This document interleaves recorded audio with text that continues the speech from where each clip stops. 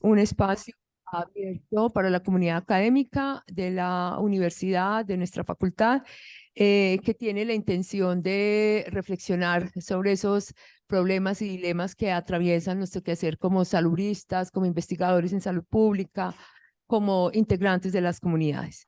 Hoy nos acompaña el candidato a doctor Manuel Eduardo Góngora Medina. Él es director de la Unidad de Biología Comparativa de la Universidad Pontificia Javeriana. Se ha formado como médico veterinario, es maestro en ciencias veterinarias y especialista en bienestar del animal de investigación. La pregunta que nos propusimos abordar o por lo menos motivar y reflexionar al respecto en esta sesión es si debemos preocuparnos moralmente por todas las especies de animales no humanos en los procesos de investigación en salud pública. Bueno, le agradecemos nuevamente a Manuel por estar acompañándonos y a quienes también nos acompañan en línea y a las personas que estamos acá en el aula. Muchas gracias. Adelante, profe Manuel. Bueno, muy buenos días para todos y para todas. Les agradezco por la invitación para participar en esta cátedra. Vamos entonces a compartir la pantalla.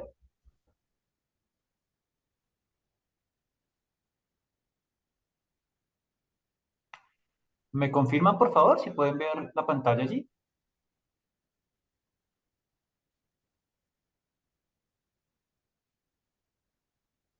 Y profe. Perfecto, entonces voy a ampliarla y pues empezamos. Bueno, entonces como nos mencionaba la profesora, básicamente vamos a trabajar esta pregunta durante el desarrollo de la sesión. Vamos a lanzarla. Vamos a lanzarla, vamos a tratar de desarrollarla durante el desarrollo de la sesión y al final la retomaremos para emitir algunas conclusiones. Entonces, la pregunta nos cuestiona si debemos preocuparnos moralmente por todas las especies de animales no humanos en los procesos de investigación en salud pública, ¿no?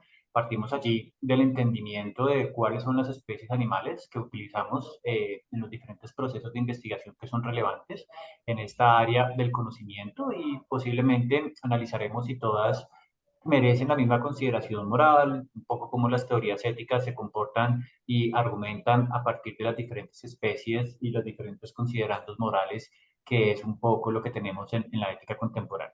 Entonces, en los contenidos, digamos que dividiremos la sesión en tres momentos. Tendremos un primer momento en donde nos enfocaremos en el estatus moral de los animales, tratando de enfocarlo bastante a lo que es el entorno de investigación.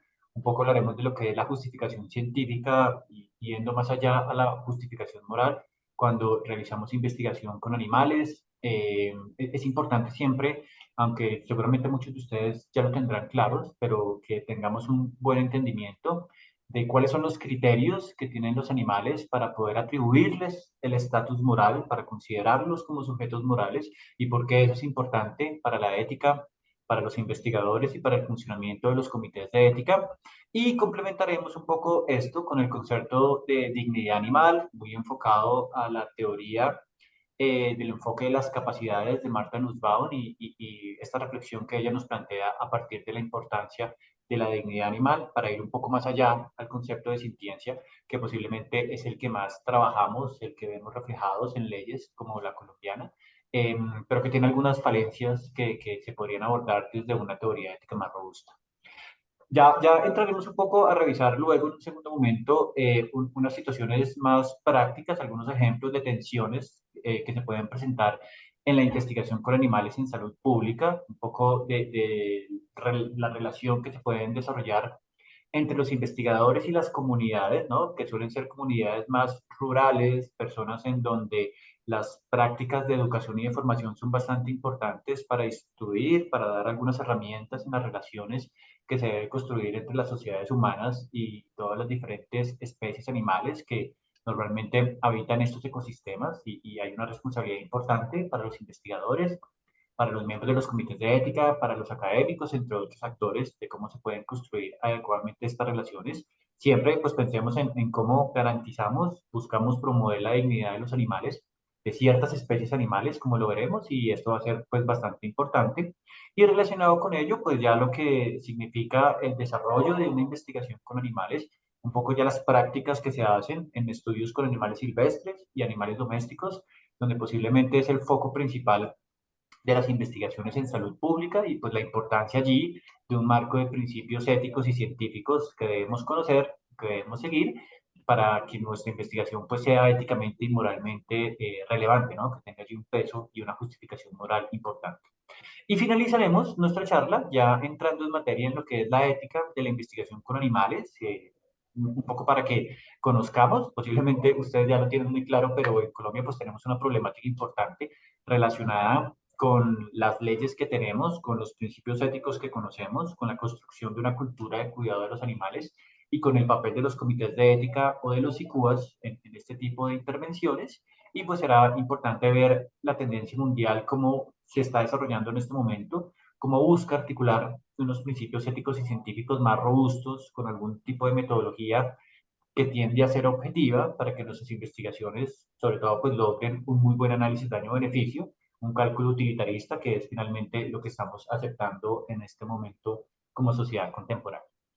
Entonces siempre resulta interesante empezar estas sesiones pues definiendo lo que es un animal de investigación, dado que pues, el reino animal es amplio, diverso, incluye diferentes características y categorías de animales, y normalmente, moralmente hablando, pues hay una diferenciación en lo que entendemos como animales de investigación.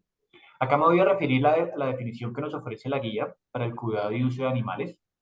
Este es un documento pues, que será muy importante para los investigadores, para los miembros de los comités de ética o de los ICUBAS, dado que es básicamente la principal referencia canónica que se sigue a nivel internacional. Hay una guía enfocada para animales de laboratorio tradicionales, estos animales que tenemos más en los bioterios, pero está su contraparte para investigación con animales de granja, que será de bastante utilidad para las investigaciones en salud pública. Y cuando hablamos de animales silvestres, pues también hay guías que se han venido desarrollando para los grupos taxonómicos que se esté trabajando, ¿no? Para mamíferos, para aves, para anfibios, para peces. Entonces siempre será un documento de obligatoria consulta, dependiendo de lo que yo haga, de las especies con las cuales trabaje, para una institución, para un grupo de investigadores y sin lugar a dudas para los comités. Pero de manera general entenderíamos que un animal de investigación es cualquier animal vertebrado, ¿no? Estamos hablando de cualquier animal vertebrado, sin importar dónde esté, en qué situación esté. Acá incluiríamos entonces animales de laboratorio tradicionales, roedores y lagomorfos de laboratorios, animales de granja, todos estos grupos de animales domésticos que también están pues en condiciones de cautiverio para otro tipo de propósitos, pero que también, sobre todo en salud pública y en otras áreas del conocimiento, se utilizan como modelos de investigación. Animales silvestres, ¿no? Que también es muy relevante en salud pública, todas las investigaciones que se hacen con diferentes tipos de especies que son considerados vectores o algún tipo de riesgo importante para el concepto de una salud. Especies acuáticas, entre otros, ¿no? Entonces, siempre que nos hablen de animales de investigación, recuerden que no solamente nos están hablando de los animales de laboratorio tradicionales, sino nos están hablando de todas las especies que son utilizadas con estos fines, con estos propósitos. Y a nivel internacional, también se ha optado por incluir los animales utilizados en docencia y en enseñanza dentro de esta definición de animales de investigación. Esto quiere decir que las facultades de veterinaria, por ejemplo, que utilizan animales para prácticas de sus estudiantes, las escuelas de biología que hacen salidas de campo y capturan allí animales temporalmente para hacer algún tipo de enseñanza a los estudiantes en las materias, también se incluyen dentro de esta definición y en consecuencia hacen parte de toda la metodología que desarrolla una institución para controlar, para hacer seguimiento de este tipo de prácticas y sin lugar a dudas, pues por ejemplo, deberían pasar por comités de ética. Es un poco la tendencia mundial y lo que se está tratando de incorporar aquí en Colombia. Esta definición de la guía, la última edición de la guía es del 2011. Como ustedes saben, en la última década, todo lo relacionado con la moralidad de los animales es algo que ha crecido bastante. Hoy tiene mucho más peso el concepto de lo que entendemos como animales sintientes. Es el concepto de la ética normativa animal más aceptado posiblemente a nivel internacional, el que más encontramos reflejado en diferentes normativas o regulaciones como la Ley de Maltrato Animal de Colombia, y sin lugar a dudas, pues es muy importante entonces también incluirlo dentro de esta definición. dado que la tendencia internacional y lo que uno ve que también está también incluyéndose en Colombia es que los animales sintientes también son incluidos dentro de esta definición de investigación, de animal de investigación, así no sean animales vertebrados, ¿no? Aquí, por ejemplo, incluiríamos principalmente a los cefalópodos, dado que esos animales tienen ciertas características que los hacen merecedores, según estas teorías y todo esto que aceptamos en la actualidad, como animales que tienen un estatus moral importante y por ende deben ser protegidos y hay una serie de derechos allí que deben ser respetados. Entonces, si se dan cuenta, se excluyen una gran cantidad de animales que también pueden ser de interés para salud pública, una gran cantidad de especies, sobre todo de invertebrados, y seguramente esto irá cambiando con el paso de los años o de las próximas décadas, pero en este momento es un poco lo que tenemos, ¿no? Cuando uno revisa las legislaciones de la Unión Europea, de Estados Unidos, de estas sociedades del hemisferio norte, que son un poco más avanzadas en el desarrollo de esta serie de marcos, pues aún no han empezado a incluir estas especies. Un poco lo que nos da es que la ciencia va generando diferentes tipos de investigaciones en comportamiento y en bienestar animal, y los resultados de estas investigaciones le van dando peso a la inclusión moral y a la protección de estas especies con el paso de los años, ¿no? Pero en este momento, los animales vertebrados, todos ellos, y los cefalópodos son los que incluiríamos dentro de esta definición de animal de investigación y son los que suelen pasar por comités de cuidado y uso de animales, por comités de ética, que se preocupan por una serie de condiciones para su desarrollo y para su utilización como modelos de investigación. Entonces acá resulta interesante entender en qué se basa el dilema de la investigación con animales. Esta pregunta de Garrett pues creo que lo plantea muy bien, porque nos cuestiona si es moralmente permisible utilizar animales en investigaciones que son dañinas, que son no terapéuticas, que son no consensuadas y que serían juzgadas como poco éticas si se realizaran en seres humanos sin conciencia. De entrada, nos cuestiona sobre si es correcto o incorrecto someter animales a condiciones experimentales que son potencialmente dañinas, ¿no? También como que separa lo que es la investigación con seres humanos a la investigación con animales, dado que en los seres humanos la investigación primero es consensuada, uno ejerce el principio de la autonomía para poder participar voluntariamente en una investigación. Segundo, es terapéutica. El beneficio normalmente de lo que se alcanza al contestar una pregunta de investigación suele ser más para el hombre y indirectamente para algunas especies animales, pero normalmente no va tan vinculado hacia los animales. Y muchas de las investigaciones que haríamos con los animales, que incluso terminan induciendo la muerte del animal para poder tomar muestras y poder tener resultados más robustos, son cosas que no haríamos bajo ninguna circunstancia con los seres humanos, como ustedes saben, desde la Segunda Guerra Mundial, con el informe Belmont y con todo lo que se generó a partir de allí en los derechos y en el desarrollo de la investigación con seres humanos, eso se ve de una manera muy diferente, pero con los animales, pues aún nos seguimos cuestionando cómo se deberían hacer estas prácticas de investigación, cómo la ética aporta allí en ese sentido, y por eso pues es un dilema bastante importante.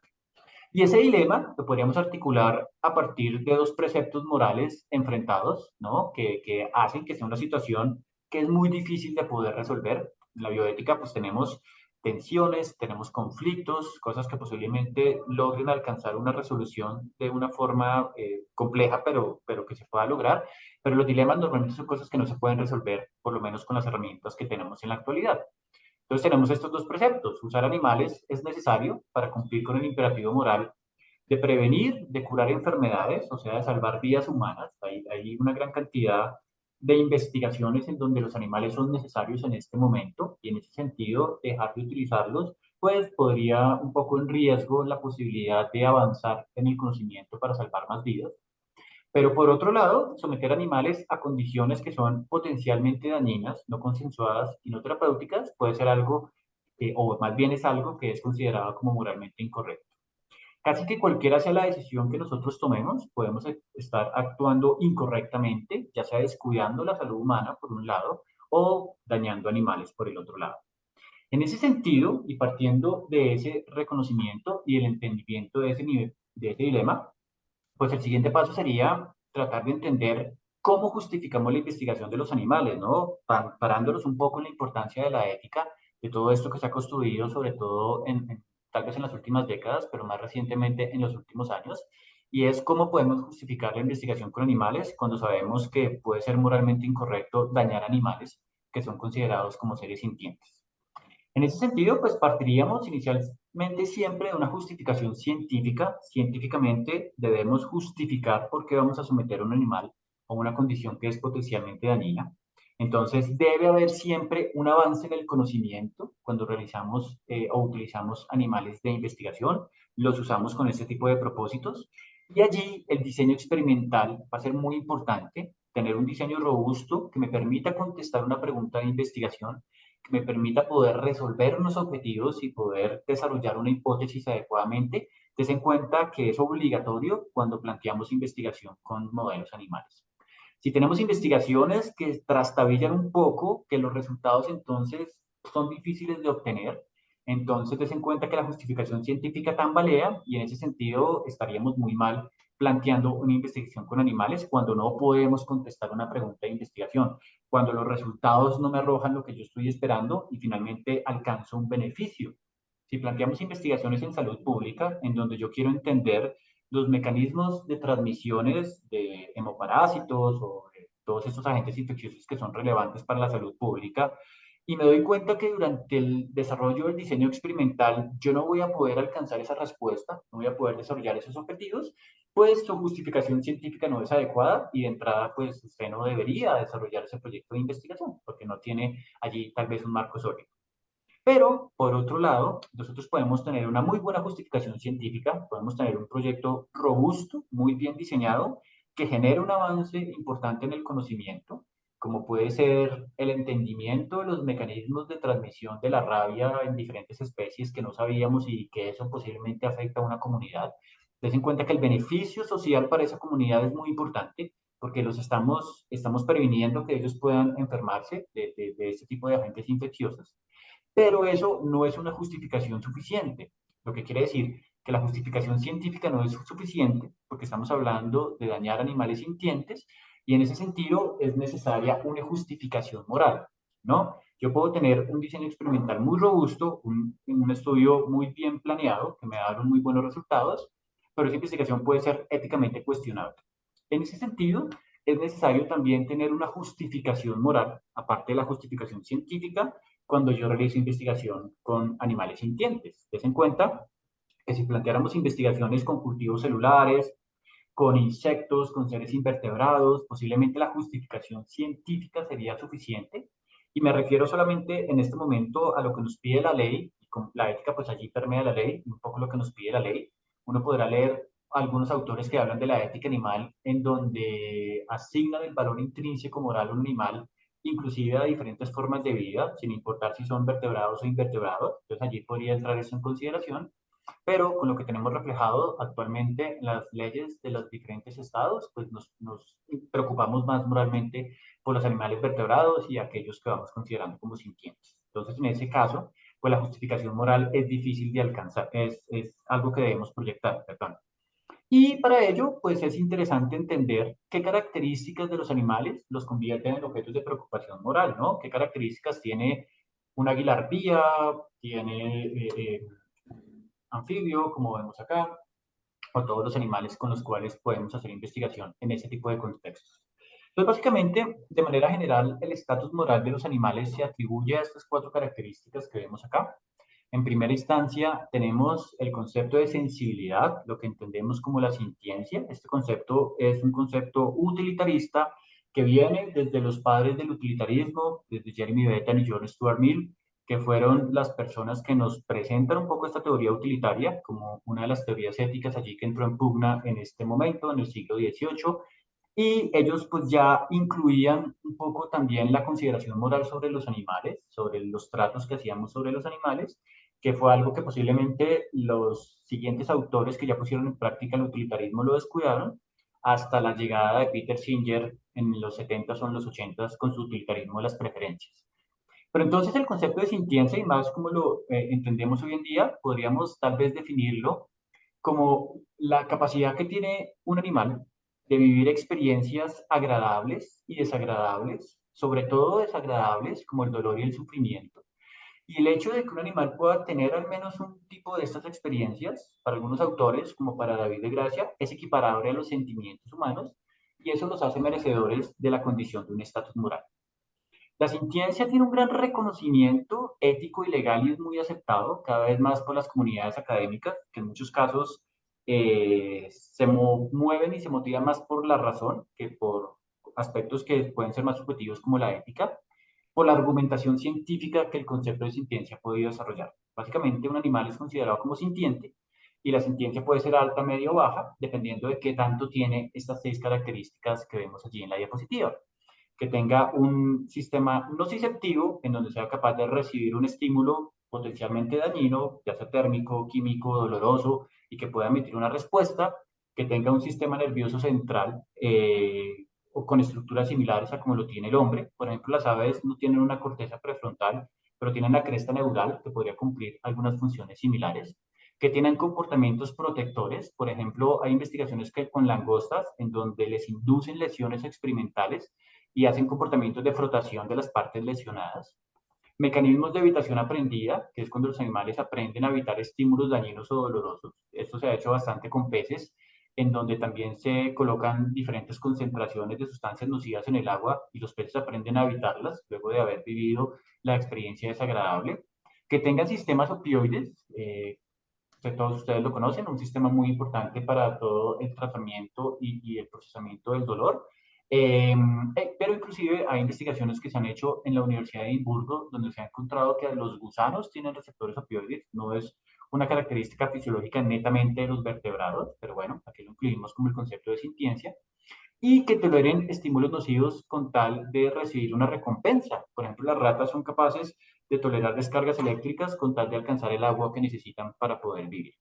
Si un animal tiene todas estas características, como las tiene el hombre, como la tienen los mamíferos, por ejemplo, es un animal considerado altamente sintiente. Hay especies como los anfibios, que solamente tienen algunas de ellas, tienen 4 de ellas, entonces dependerá de la especie, pero digamos que si se dan cuenta, esto tiene un sustento experimental muy robusto y por eso la sintiencia es muy aceptada, pero posiblemente falla y descuida en que el estatus moral se relaciona más con una comparación con el hombre y no tanto con un atributo neto de los animales, y es algo en consecuencia que es criticado por algunos autores. Pero también aquí tenemos algo importante que es el reconocimiento de las capacidades cognitivas de los animales, ¿no? No solamente la sintiencia allí tendrá un peso, sino que también las capacidades cognitivas, y sin lugar a dudas cuando hablamos de cognición, pues los mamíferos serán las especies con las cuales más podemos demostrar este tipo de capacidades. Por ejemplo, los juicios morales. Hay investigaciones que se han realizado con los monos capuchinos, como vemos acá, en donde al parecer ellos tienen algún tipo de sentido de justicia cuando hacen alguna tarea y ven que las recompensas son repartidas inequitativamente entre su grupo social, los animales se rehúsan a hacer la tarea y a recibir las recompensas, lo que los autores allí de este estudio relacionan con algún tipo de sentido de justicia. Las ballenas, ustedes saben que el canto es muy importante en el comportamiento de estas especies, es todo un fenómeno que se enseña desde los padres hasta los hijos y los padres tienen la capacidad de detectar cuando las ballenas pequeñas aún no se saben bien los cantos y se devuelven y vuelven a empezar para poder enseñarle adecuadamente cómo se desarrolla este comportamiento. Tienen la capacidad de poder percibir esto y eso también algunos autores lo relacionan con juicios morales. Y hay varios ejemplos allí que podríamos citar como una capacidad cognitiva compleja.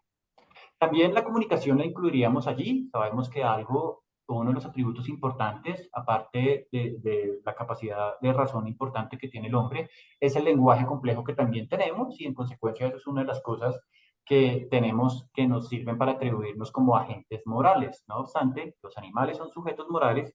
En este caso, recuerden que estamos hablando de animales vertebrados y la comunicación también es muy importante en ellos, ¿no? Dependerá de la especie con la cual estamos hablando, pero los animales pueden comunicarse con reacciones táctiles, con expresiones faciales, con reacciones posturales, no solamente con reacciones bioquímicas vinculadas a feromonas, a sustancias proteicas que generan un efecto en un receptor, sino también con una serie de comportamientos que llaman mucho la atención de cómo se comunican y cómo es complejo este proceso de comunicación entre las especies y sin lugar a dudas las investigaciones en primates es lo que más ha demostrado cómo se pueden establecer vínculos de comunicación muy potentes entre los humanos y los animales.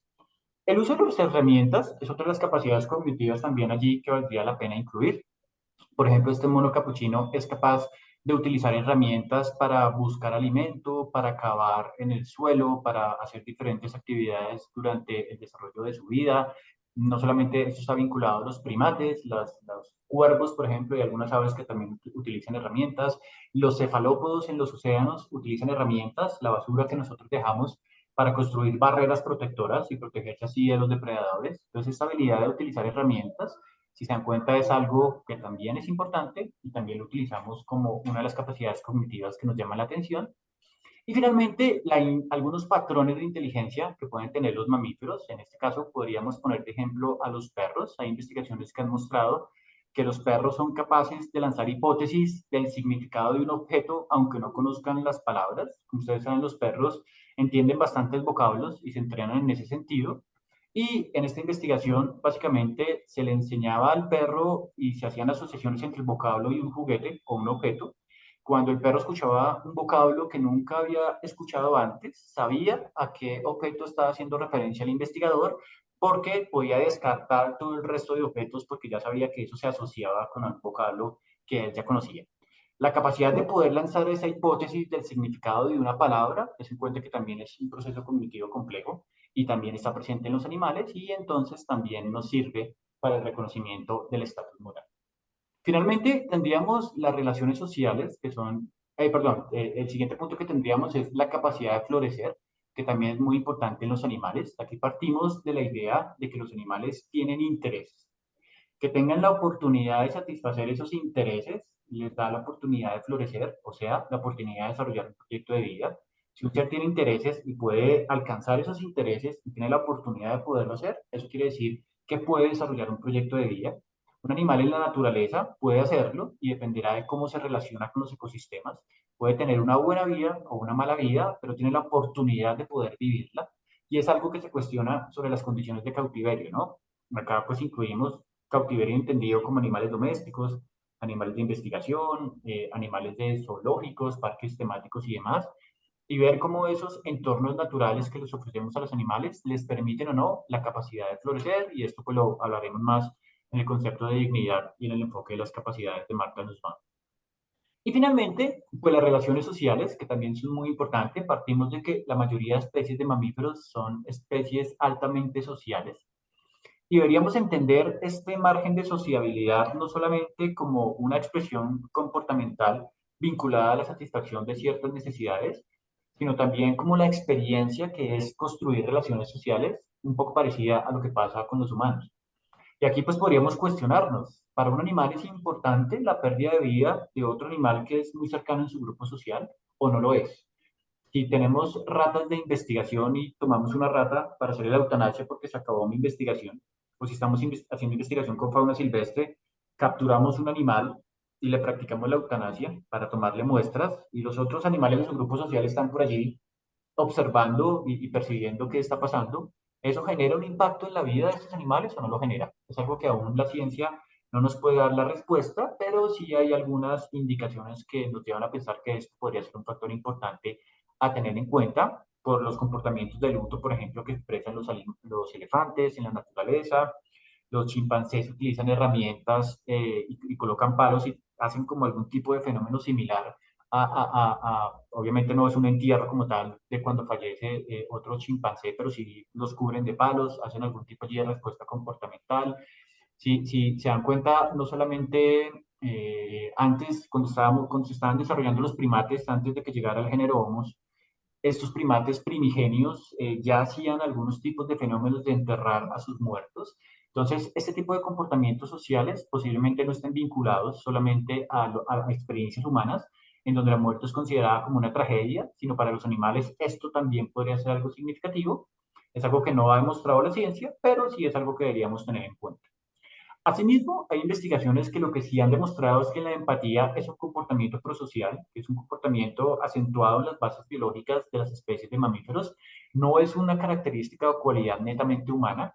Y en esta investigación, básicamente, lo que hacían era restringir a ratas de laboratorio en cepos, en tubitos inmovilizadores, y ponían otras ratas a liberarlas. Las ratas aprendían a liberarlas, pero cuando se colocaban diferentes tubitos o cepos con alimentos, con sustancias palatables, con este tipo de elementos que podrían llamar más la atención para el individuo, La rata prefería liberar a su compañero, tener fenómenos o comportamientos de acicalamiento, antes de liberar el siguiente dispositivo donde iba a recibir una sustancia dulce que también es bastante palatable para estos animales. Entonces, la empatía es bastante importante en las especies y es en cuenta que también las características o el hecho de que un animal tenga eso va a ser muy importante para el reconocimiento del estatus moral. En ese sentido, pues podríamos concluir esta parte de este reconocimiento con estos puntos que nos presentan allí. El tratamiento moral apropiado de un ser depende de las características que posee, ¿no? Para que nosotros asignemos el estatus moral a un animal, pues debe tener ciertas características. Si se dan cuenta, en su mayoría estas características son vinculadas a características que también tenemos los humanos y lo que hacemos es comparar si los animales también tienen esto, si esto es importante para nosotros, si eso lo utilizamos para el reconocimiento de nuestro estatus moral, pues si los animales lo tienen, pues también deberíamos darles algún tipo de reconocimiento de estatus moral. El hecho de que los animales tengan estas características son suficientes para que debamos preocuparnos moralmente por los animales, para que los consideremos como sujetos morales y para que nos cuestionemos sobre los usos antropocéntricos que le damos a los animales, sobre las formas en las cuales los tratamos y esto cómo puede afectar su desarrollo y su calidad de vida, ¿no? Entonces, contestamos esta pregunta diciendo que sí, los animales tienen ciertas características que los convierten en objetos de preocupación moral y en consecuencia debemos cuestionarnos sobre el trato que estamos haciendo a los animales, en este caso, en los contextos de investigación en salud pública. Y bueno, aquí pues entra en juego las características del razonamiento moral vinculados con la ética normativa. Estas teorías éticas que vamos a ver rápidamente son importantes porque son un poco las teorías que más son aceptadas, que más se discuten, relacionadas con la investigación con animales vertebrados en el contexto que sea, en salud pública, en investigación en ciencias básicas o en lo que sea, ¿no?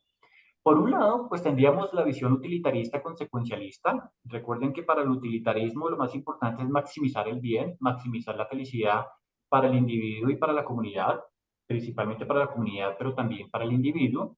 Y normalmente en las bases utilitaristas, lo importante de una acción, esto quiere decir que una acción puede ser considerada moralmente correcta o incorrecta, pero para el utilitarismo, si la acción genera un gran beneficio, quiere decir que es una acción moralmente correcta, sin importar tanto la forma en que se desarrolla esa acción, ¿no?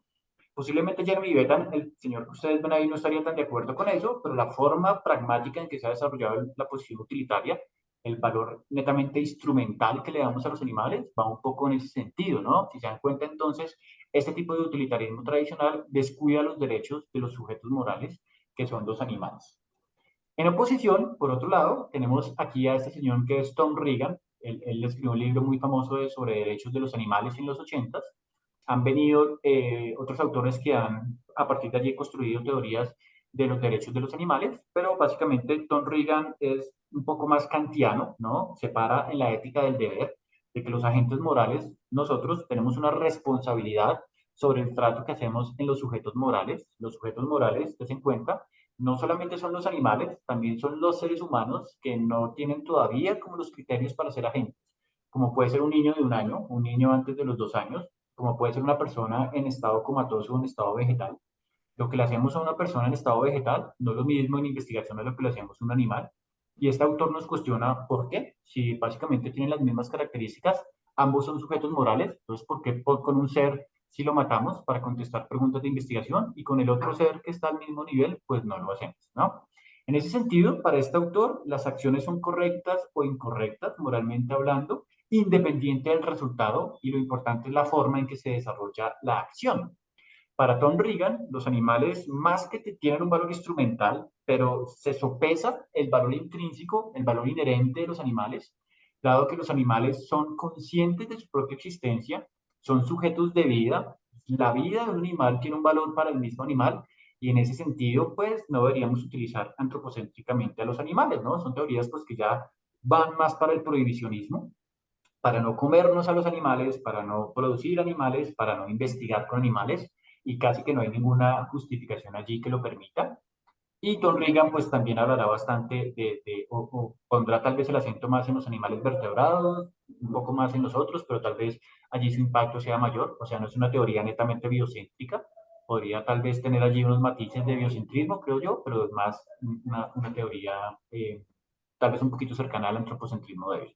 Estaría un poco, creo yo, entre estas grandes matices de la ética. Y por otro lado, tendríamos la visión utilitarista y igualitarista de Peter Singer. Este señor sí es muy conocido porque es como el santo patrón de los grupos animalistas en la actualidad.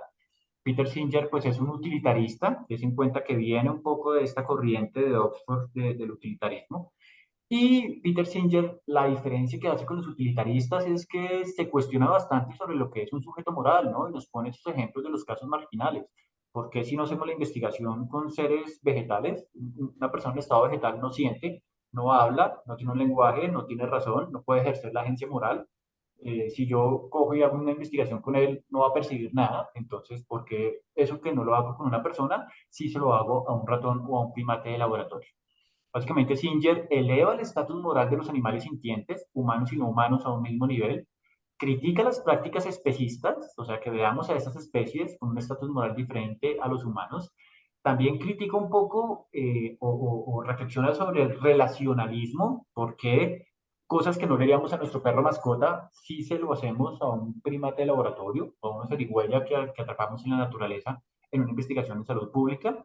Pero Peter Singer no prohíbe completamente la investigación con animales, ¿no? Simplemente dice, si vamos a hacer investigación con animales, esto tiene que tener un beneficio real. Yo debo poder generar un avance importante para la humanidad. Finalmente es un utilitarista, le importa maximizar el bien y la felicidad, el placer, pero dado que la gran cantidad de investigaciones, la mayoría, el 50 al 90% de las investigaciones que se hacen con animales de laboratorio no logran un avance realmente pragmático, un nuevo medicamento, por ejemplo, pues él se para allí para criticar bastante la forma en la cual lo estamos haciendo.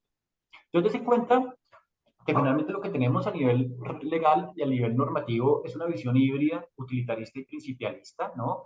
Es una visión en donde reconocemos el valor instrumental de los animales, lo aceptamos, utilizamos los animales para fines humanos, pero también reconocemos el valor intrínseco que tienen los animales, los consideramos como seres que pueden sufrir y en consecuencia nos preocupamos bastante por el trato y la forma en la cual usamos a los animales en los diferentes contextos. Sería una visión bienestarista, y es donde entra peso el bienestar animal como esta ciencia que se ha venido desarrollando en los últimos años. Y allí, este señor Bernard Rollin, es un filósofo estadounidense que falleció hace poco, es el padre del bienestar animal en este país, construyó bastante o aportó a la construcción de muchas de las políticas que se tienen en este país, pues nos habla mucho de cómo esa visión híbrida es lo que mejor nos puede funcionar en esta sociedad en donde esto es un dilema y pues ahí, si se dan cuenta, teorías éticas allí importantes enfrentadas. Entonces, Rory nos dice, sí se puede hacer investigación con animales, por ejemplo, en contextos como salud pública, pero esto se debe hacer con una rigurosidad muy alta. Debemos tener en cuenta una serie de principios que debemos desarrollar, dado que incumplir esos principios pues, puede generar un riesgo importante para la vida de un animal y eso entra en cuenta en el equilibrio reflexivo y en la consideración moral. Entonces, la investigación que se hace con vertebrados e invertebrados sintientes se hace bajo regulación del Estado. Eso quiere decir que los países tienen la responsabilidad de construir una ley y de hacer vigilancia, seguimiento y control de cómo se hace la investigación en las diferentes instituciones, centros y demás dentro del país.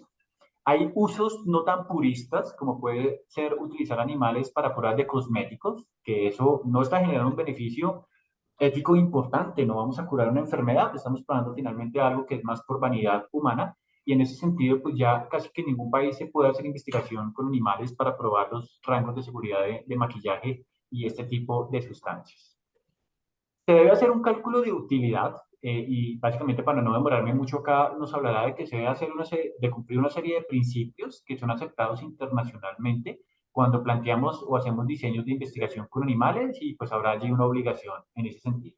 Acá tendríamos que cuestionarnos, bueno, esto es lo que acepta la sociedad, esto es lo que los políticos aceptan en este momento, no todos, ¿no? Si miramos este tipo de encuestas, estudios que se han hecho en otros países, aproximadamente el 70% de la sociedad acepta que se haga investigación con animales en diferentes contextos, acepta que se haga bajo este marco, bajo estos requerimientos que estamos viendo acá.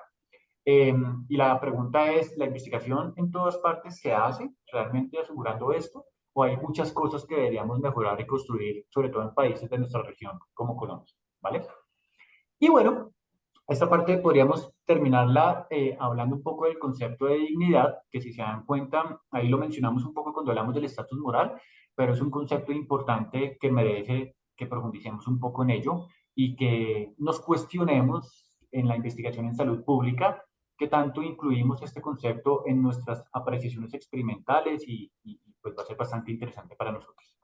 Lo primero sería comparar lo que es la dignidad humana y la dignidad animal. Como pasa en la ética y en la moralidad, pues habrá autores enfrentados, ¿no? Hoy en día hay autores tipo Descartes, hoy en día, que dicen que los animales son más máquinas que seres con derechos morales y en consecuencia pues no deberíamos preocuparnos moralmente por ello. Eso pues es algo que ya casi nadie acepta, pero hay personas que aún defienden ese argumento. Y en consecuencia, pues en la dignidad podría pasar un poco algo parecido, ¿no? Tendríamos como una aproximación de lo que entendemos por la dignidad humana, desde una aproximación más kantiana, ¿no? En donde la dignidad se podría relacionar más con la racionalidad, con poder ejercer el principio de la autonomía, con la capacidad de sentir vergüenza y de sentir humillación, y es algo que no deberíamos realizar a otras personas.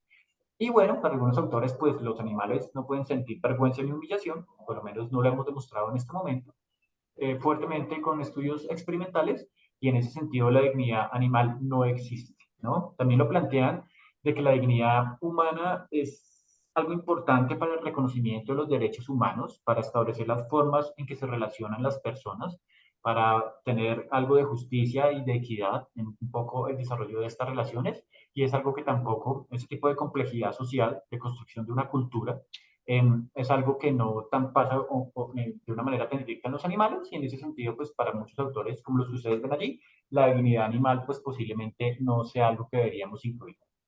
No obstante, este tipo de definiciones fallan nuevamente, como lo vimos con la sintiencia, en los casos marginales. Hay inconsistencias pragmáticas y son los mismos ejemplos.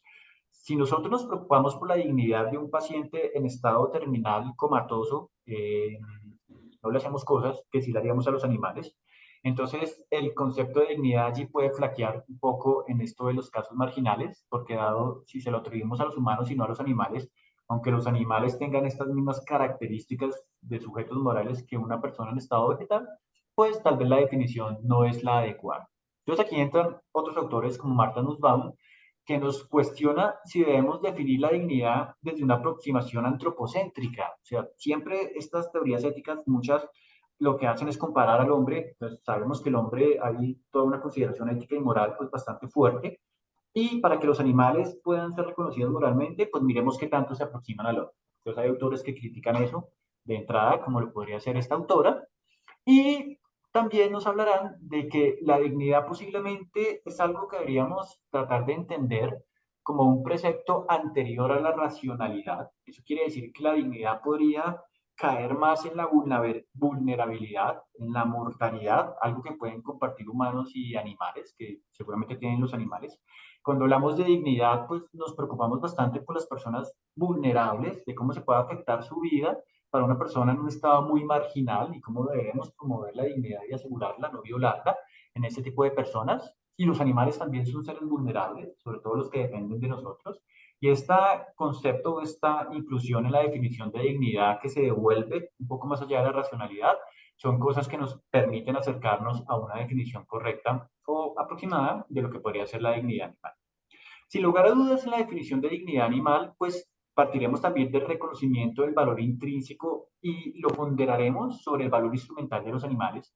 Eso quiere decir que si instrumentalmente los animales son útiles para el hombre y esto afecta su dignidad, pues realmente deberemos hacer un ejercicio muy riguroso para ver qué tanto se puede afectar la calidad de vida de los animales, ¿no? El concepto de dignidad es incluido, hasta donde entiendo en Colombia no se incluye, puedo estar equivocado, pero creo que no, en nuestras leyes. Pero, por ejemplo, la ley suiza incluye el concepto de dignidad en su definición, definiéndolo un poco como el valor inherente del animal que debe tenerse en cuenta para manipularlo. Básicamente, no nos habla de que no podamos usar a los animales con fines antropocéntricos, sino que los animales pues tienen una vida digna, o deberíamos fomentar un trato digno, y en ese sentido, nuevamente nos hacen el llamado al equilibrio reflexivo cuando hablamos de las prácticas puntuales que vamos a desarrollar con los animales, ¿no? En estos conceptos legales, pues suele ser jerárquico, va a estar muy difícil, ni siquiera pues podríamos decir si es correcto o incorrecto poner al hombre sobre los animales cuando los utilizamos con los fines actuales. Y pues en las leyes siempre encontraremos esa jerarquía entre la dignidad humana y la dignidad animal, pero sí nos invita entonces a cuestionarnos bastante y no actuar de las formas posiblemente en como se está haciendo en muchos escenarios. Entonces allí podríamos entender el trato digno como los criterios que definen las condiciones para una vida digna que deben recibir una adecuada consideración y un adecuado análisis ético y moral cuando se puede afectar la calidad de esta vida digna, ¿no? Están hablando de todo este tipo de análisis que se deben hacer dependiendo del escenario, ¿no? Como partimos de que los animales tienen una vida digna, que debemos fomentar un trato digno, son merecedores de tener una dignidad. En ese sentido, pues el escenario que podría ser un comité de ética en investigación, un SICUA, que podría ser una mesa de trabajo de legisladores que están desarrollando una nueva ley para proteger las granjas avícolas, por ejemplo, dependerá del escenario del cual estemos hablando, pues debe haber un equilibrio reflexivo, sobre todo teniendo en cuenta aspectos concretos y objetivos, como lo que nos ofrece la teoría de Martha Nussbaum. Martha Nussbaum habla bastante pues, del enfoque de las capacidades de los animales, que es algo que debemos asegurar, cómo ella lleva esta teoría a los derechos de los animales y a un sentido de justicia en el trato que le damos a los animales. Y hay un libro de ella de este año que básicamente recoge pues, todo lo que ha venido publicando en otros contextos de una manera pues, muy interesante, sobre todo el capítulo donde ella hablará de esto. Pero de manera general, las condiciones que debe tener un ser, una entidad para tener una vida digna, es un poco estas cuatro cositas que estamos viendo ya. Entonces, los animales deben tener un poco la capacidad de poder tener un adecuado desarrollo nutricional, oportunidades para poderse nutrir y para poder desarrollar actividad física. Los animales deben ser libres de dolor, de miseria y de crueldad. Los animales deben tener un poco libertad para actuar acorde a las formas características de las especies. Deben poder, digamos que tal vez agencia no sería la palabra, pero deben poder actuar como le lleva un animal silvestre en la naturaleza y tener las mismas oportunidades de poderlas hacer. Entonces acá ya nos cuestiona un poco sobre el cautiverio de los animales, sobre los usos, por ejemplo, en espectáculos, usos que ella considera como denigrantes y moralmente, digamos que prohibidos, tanto en lo que se hace en circos, lo que se hace con los delfines en todos estos parques acuáticos. Todo eso pues será un considerando moral importante porque se restringe, se está limitando la libertad de actuar como el animal lo quisiera hacer, se está violando la dignidad para esta autora en este caso. Y también la libertad de miedo y sobre todo la oportunidad de tener interacciones gratificantes con otros animales de su misma especie, ¿no? Si estamos hablando de zarigüeyas, de cautiverio, por ejemplo, la idea es que pensáramos cómo se comportarían estos animales en la naturaleza, en donde sí que tienen la oportunidad de poder construir, de florecer su proyecto de vida, y cómo las condiciones de cautiverio podrían evitar eso. Entonces, en cuenta que es una teoría muy vinculada al cautiverio de los animales y a cómo entonces estamos afectando la dignidad o la calidad de vida de los animales en este tipo de situaciones, ¿vale? Y bueno, ella también nos dirá cuándo se violaría la dignidad de un animal, básicamente cuando un ser vivo tiene la capacidad innata o básica para algunas funciones que se evalúan como importantes y buenas, pero no tiene la oportunidad para realizar esas funciones. Ten en cuenta que el enfoque de las capacidades es poder asegurar que los animales tienen la oportunidad de desarrollar esas capacidades. Si nosotros restringimos esa oportunidad, pues básicamente estaríamos violando la dignidad, estaríamos un poco perdiendo respeto por la dignidad, con ejemplos como los acabamos de mencionar. Y allí, pues también cuestionaría un poco el concepto de bienestar. Nosotros podemos tener ratones en un laboratorio con unos buenos niveles de bienestar, podemos medir el bienestar de una manera objetiva, pero ella nos invita a cuestionarnos si realmente le estamos dando la oportunidad de poder desarrollar sus capacidades o no y qué deberíamos hacerlo para poderlo hacer, ¿no? No tanto tal vez limitar completamente la investigación con animales o la producción con cerdos en una granja, no tanto enfocarnos solamente en el bienestar, lo que más peso tiene hoy. ¿Cuántos metros cuadrados necesita una cerda para poder tener bienestar cuando tiene el parto y está con sus crías? Uno ve que eso es un espacio chiquito, pero realmente esa cerda está teniendo las oportunidades que ella quisiera tener para desarrollar su proyecto de vida. Pues posiblemente no, entonces esta autora pues trabajará bastante desde ese sentido. Entonces el concepto de dignidad va a ser muy importante porque si se dan cuenta, va mucho más allá de la sintiencia. Quiere decir que la ética para esta autora no solamente es ver, evitar que un animal sufra. Yo puedo tener ratones en una investigación con enriquecimiento ambiental, buenas condiciones de alojamiento, con otros animales allí para que tengan una buena interacción social, con variables ambientales controladas, haciendo su investigación, les doy opioides para mitigar su dolor, tengo veterinarios allí pendientes de los mismos, pero en esta teoría ética eso no sería suficiente y nos invita un poco a cuestionarlos más allá, ¿no? Entonces, el concepto de dignidad pues va más allá de simplemente el concepto de sintiencia. Para el concepto de dignidad, entonces podríamos concluir un poco con esta frase: las circunstancias y motivos de una acción son relevantes para determinar si la dignidad de un animal es respetada y no hay umbrales absolutos, ¿no? Eso quiere decir que cada caso requiere un análisis, requiere un equilibrio reflexivo y como les comento, perdón, dependerá del contexto.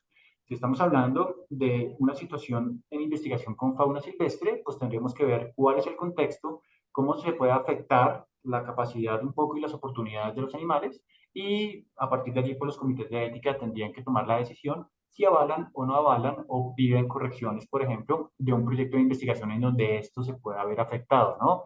Recuerden que partimos de la justificación ética, de la justificación científica, perdón, de la justificación moral, y sin lugar a dudas, pues el concepto allí de cómo se puede afectar la dignidad, pues también tendría un peso importante. Entonces, podríamos allí como plantearnos dos ejemplos de las investigaciones comunes que se hacen en salud pública, ¿no? Nos imaginamos la investigación con zarigüeyas. Las zarigüeyas son uno de los mamíferos que puede ser más reservorio de diferentes agentes infecciosos que son muy relevantes en diferentes países, no solamente en Colombia, para salud pública, garrapatas, transmisión de erliquias, de diferentes hemoparásitos, de nematodos que son de interés para la salud pública. Entonces, nos planteamos una investigación en la cual tenemos que ir al campo, capturar zarigüeyas, posiblemente hacer eutanasia de zarigüeyas para poder tomar muestras, y tendríamos que ver todo esto que vimos hasta acá, cómo podría afectar entonces el estatus moral de la zarigüeya y el concepto de dignidad de la zarigüeya. Entonces, aquí partimos de algunos preceptos importantes. El primero es el valor que atribuimos a la zarigüeya, ¿no? Entonces, en cuenta que no solamente es un valor intrínseco, un valor moral allí inserto que tiene la zarigüeya, sino que las zarigüeyas también tienen un valor ecosistémico. Esto quiere decir que el papel ecológico de las especies nativas en países como Colombia son, o en todos pues, son esenciales para el equilibrio de los ecosistemas. Cuando se plantea una investigación, tendremos que ver cómo capturar zarigüeyas y extraerlas de su ambiente puede afectar las poblaciones y puede afectar el equilibrio de los ecosistemas. Puede ser que no, puede ser que sí, puede ser que eso sea más significativo con otras especies animales, pero es una de las cosas importantes para hacer el análisis y la reflexión ética en los escenarios de los comités.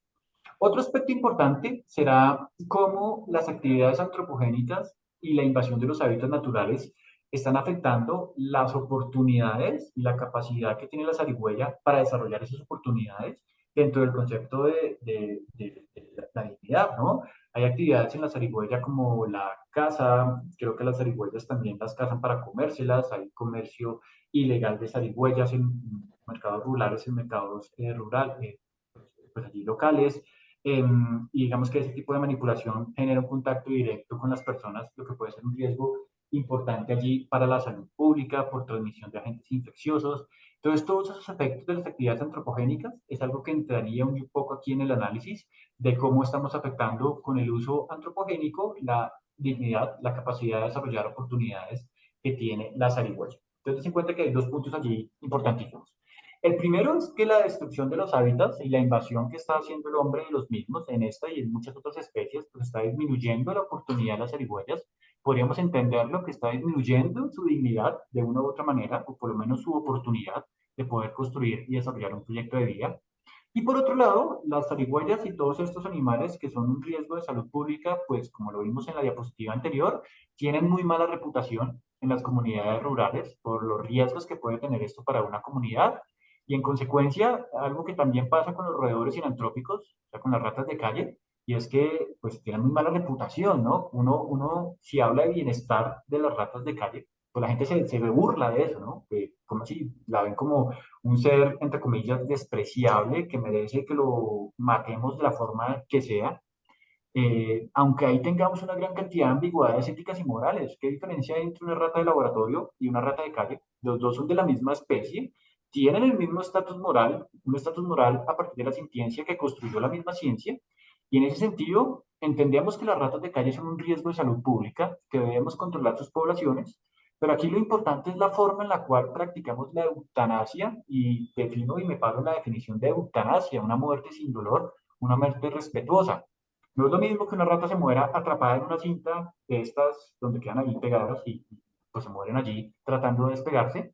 Así tenemos mejores formas de inducir la muerte, obviamente un método pues que sea práctico, rentable y demás, ¿no? Que es algo posiblemente difícil de alcanzar, ¿no? Pero lo importante es que entendamos que este relacionalismo, esta forma en que vemos a los animales de una forma u otra, un poco por los efectos que tienen en nuestra vida, pues posiblemente éticamente flaquea, fallece. No hay una teoría ética que explique por qué hacemos, que yo conozca, por qué hacemos esto con una rata de laboratorio y por qué hacemos estas otras cosas con una rata de calle.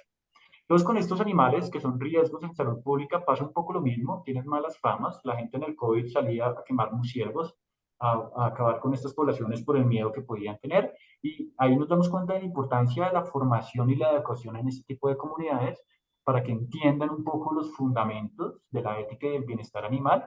Obviamente, tendremos que usar lenguajes no técnicos, unas formas realmente adecuadas de aprendizaje, que las personas entiendan cómo sus creencias morales, cómo sus pensamientos, pues tienen allí un peso importante y cómo se puede construir una mejor moralidad dependiendo del escenario con el cual estamos hablando, ¿vale?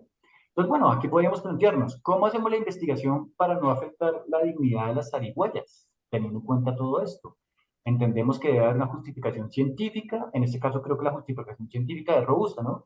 Las zarigüeyas son un riesgo de salud pública, no entendemos aún la ecología de lo que pasa con las zarigüeyas en los ambientes, cómo esto es un riesgo realmente o no, vale la pena investigar para proteger a las comunidades, hay un beneficio social importante, y en ese caso la justificación científica creo que es muy robusta. La justificación moral, pues ya lo vimos, tienen un estatus moral, en consecuencia debemos preocuparnos por la forma en que vamos a hacer las Uy, no, qué investigaciones. estrés ese concierto, 4 días. Hola, ¿alguien puede apagar el micrófono, por favor? Gracias.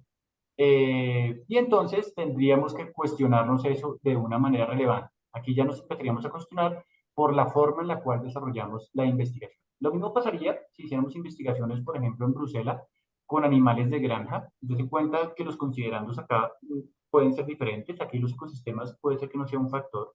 Es más el riesgo de transmisión de este agente infeccioso entre otros animales o entre el hombre.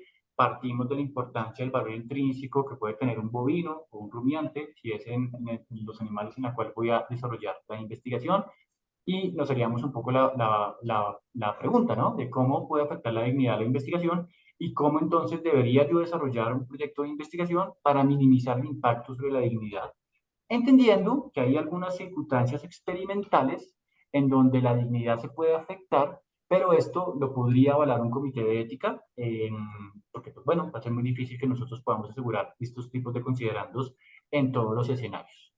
En Colombia, como les hablaba, pues tenemos un problema importante relacionado con todo esto, con cómo existe un marco ético internacional que se ha venido mejorando, que ha venido creciendo, pero este marco ético en Colombia pues no tiene una aplicación tan directa, sobre todo porque no tenemos un buen sistema de gobernanza de las leyes actuales. Eso quiere decir que las instituciones del Estado no entienden o no desarrollaron un mecanismo de cómo se debe hacer la implementación, vigilancia, seguimiento y control de todas estas políticas que regulan el uso de animales en investigación. Y ni siquiera tenemos datos, ¿no? Este es el único estudio que yo conozco, posiblemente hay otros más recientes que no conozco, pero es una encuesta que hizo la Universidad Nacional en el 2017, en donde se encontró a 75 instituciones, en donde se encontró que el 47% no tenían un comité de ética para avalar los proyectos de investigación con animales, no contaban con personal capacitado, les en cuenta que el 76% no contaba con médico veterinario para acompañar los procedimientos con los animales, y son pues cifras que seguramente han venido mejorando, pero hay un trabajo importante para realizar allí. Entonces, rápidamente, ya para finalizar, mencionaríamos, posiblemente ustedes ya lo conocen, pero para refrescar un poco este conocimiento, los principios éticos y científicos, que algunos de ellos que debemos plantearnos cuando hacemos investigación con animales vertebrados. Volvemos un poco a nuestro documento Guía Cuidado de Uso de Animales de Laboratorio, un poco lo que nos dicen las normativas nacionales e internacionales, de que existe un marco ético y unos principios científicos que debemos seguir para realizar proyectos de investigación que generen un alto beneficio social y que mitiguen el daño que pueden recibir los animales. Entonces, las famosas tres R's supongo que las conocerán. Cuando nos hablan de reemplazo, nos hablan de utilizar o de descartar que la investigación se puede realizar de otra manera, que no sea utilizando un animal vertebrado, un animal sintiente. Yo puedo contestar mi pregunta de investigación con insectos, con tecnologías como el órgano en un chip, con modelos matemáticos, con diferentes alternativas. Yo puedo entrenar a estudiantes de veterinaria, como la Universidad de Antioquia, que desarrolló este perrito, que es un modelo bastante robusto para fases de entrenamiento de los estudiantes. Todo ese tipo de cosas, entonces, si están disponibles, evitan que yo utilice animales. El principio de la reducción, que me hablará del diseño de la investigación, del cálculo del tamaño de la muestra, de utilizar los animales necesarios para poder contestar mi pregunta de investigación, que me permita hacer comparaciones y encontrar significancia entre los grupos experimentales, no reducir por reducir, voy a utilizar lo mínimo posible, sino utilizar el número necesario para poder contestar mi pregunta de investigación, y el refinamiento, que nos hablará de depurar todas las prácticas y de los procedimientos que realizamos en los animales para minimizar el impacto que puede tener sobre los mismos, ¿no? Habituar a los animales, asegurarnos que las personas están muy entrenadas en los procedimientos, asegurar la predictibilidad y la controlabilidad en la estabulación de los animales, entre otras cosas. Estos principios descuidan muchos aspectos, por eso se han venido complementando con varios de ellos. Acá les menciono solamente las 3 S de Carol Newton, que nos hablan de buena ciencia, buen sentido y buena sensibilidad. Son principios ya que trazan más con una argumentación científica importante. Recuerden que partimos de la crítica en el bajo potencial traslacional que tiene la investigación, sobre todo que se hace con ciencias básicas. Eso quiere decir que una gran cantidad de investigaciones, cuando llegan a la industria farmacéutica, ellos no las pueden reproducir. Entonces, todo ese uso de animales realmente genera un avance en el conocimiento, pero no genera un beneficio social tangible. Una de las críticas que hacen los animalistas, por ejemplo, para criticar la investigación con animales o las formas. En ese sentido, este principio de la buena ciencia nos habla de la importancia de controlar las variables experimentales. Dependerá del contexto, si es salud pública, si es investigación más en laboratorio en ciencias básicas, pero si controlamos las variables relacionadas a una investigación, si hablamos de un bioterio, por ejemplo, si controlamos las variables ambientales, las variables genéticas, las variables microbiológicas, seguramente mi investigación pues, va a tener una mayor probabilidad de tener un alto potencial translacional. El buen sentido, que nos hablará de la elección de la especie, depende de lo que yo quiera hacer, si estoy evaluando una investigación en salud pública para transmisión de hemoparásitos, pues tendría que ver cuáles son las especies reservorios allí que son interesantes y seleccionar esas especies con una argumentación robusta. Y el principio de la buena sensibilidad, que nos hablará un poco de la estabilidad que debe tener un organismo para poder ser finalmente un reactivo de laboratorio, ¿no? En la buena sensibilidad, pues hablamos de que los animales deben estar sanos, un poco limpios microbiológicamente y estables comportamentalmente, porque todas esas fluctuaciones hormonales y demás pueden afectar el resultado de una investigación, ¿no? Entonces tendríamos que ver cuando hacemos captura de animales silvestres en investigación de salud pública, cómo todas estas formas afectan el cumplimiento de algunos de estos principios. Tenemos también otros principios complementarios que se han venido construyendo con el paso de los años. Esta es una propuesta que viene del principialismo de Georgetown. Seguramente ustedes saben, pero la bioética se alimenta de diferentes corrientes. Una de ellas es el principialismo de Georgetown. Acá tenemos a este señor famosísimo, Tom Buchan, y David de Gracia, que trabaja más con animales. Y básicamente ellos nos presentan este marco de 6 principios que parte de 2 valores morales fundamentales: el beneficio social, el beneficio que nos dé la investigación con animales, y el bienestar animal. Sobre todo, estos son muy importantes, los principios de bienestar animal, porque nos hablarán de no inducir daño innecesario a los animales, o sea, de controlar todas las fuentes de daño. Entonces, una fuente de daño puede ser una persona que va a capturar murciélagos para hacer allí un estudio de salud pública, y esta persona no está entrenada en todo lo que le puede pasar al murciélago durante la captura, de qué tiene que tener en cuenta en la captura para después en la liberación no afectar cómo va a seguir la vida de ese murciélago. Y si esa persona no tiene un adecuado entrenamiento, des en cuenta que es una fuente de daño no controlada, una fuente de daño innecesaria. En ese sentido, un comité de ética pues tendría que preguntarse, tendría que asegurarse que las personas que van a hacer la captura pues tengan el entrenamiento adecuado. Asimismo, habrá un principio de satisfacción de necesidades básicas, y esto pues, posiblemente aplicará más en condiciones de cautiverio, animales de granja, por ejemplo, en salud pública. Tendríamos que asegurarnos de que esos animales puedan satisfacer sus necesidades básicas.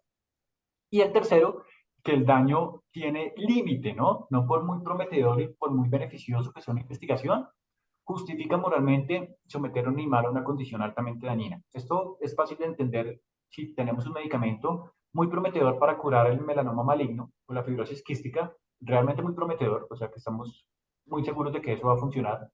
Eso justifica someter un ratón a la inducción de cáncer durante 6 meses y a tenerlo sufriendo 6 meses. Voy a curar posiblemente el melanoma maligno y como voy a hacer un beneficio tan grande para la salud humana, ¿justifica que yo dañe un ratón durante 6 meses? Posiblemente sí, esto no es un principio prohibitivo completamente, pero esto se tendrá que reflexionar, analizar, justificar, evaluar cómo se va a medir el bienestar y tratar de trazar una línea límite hasta dónde se va a inducir el daño en los animales, ¿no? Esto ya por tiempo voy a pasar esto rápido, es un poco lo que les expliqué. Pasaríamos aquí a la importancia de los comités de ética. Recuerden que los comités de ética en investigación animal o los CICUAs, comités institucionales de cuidado de los animales, son la piedra angular de todo este sistema.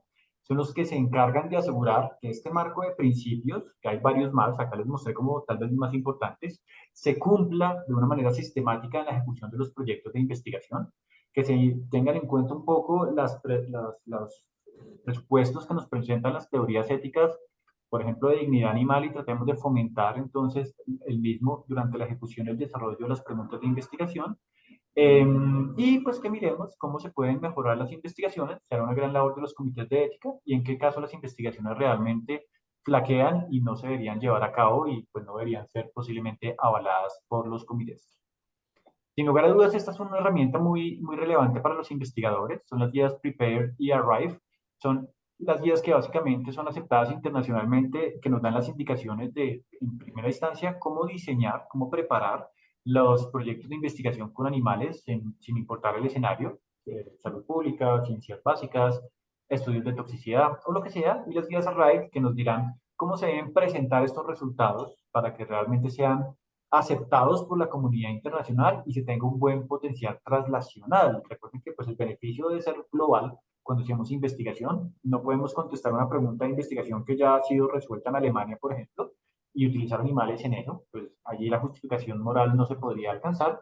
Y en ese sentido, pues la forma en que hacemos esto, es en cuenta que también hace parte de una adecuada planeación de un proyecto de investigación, que es un poco ya en esta última diapositiva lo que vemos acá. Este artículo, pues se lo recomiendo, es una propuesta de este año que nos habla de un marco de 12 R, o sea, de 12 principios éticos y científicos, para unificar un poco todos los constructos que se han tenido hasta ahora de los marcos éticos, unificarlos en una sola propuesta, que sea de utilidad para que una institución que realiza o que avala y que hace seguimiento de las investigaciones con animales, pues tenga allí como una orientación metodológica que pueda ser de utilidad.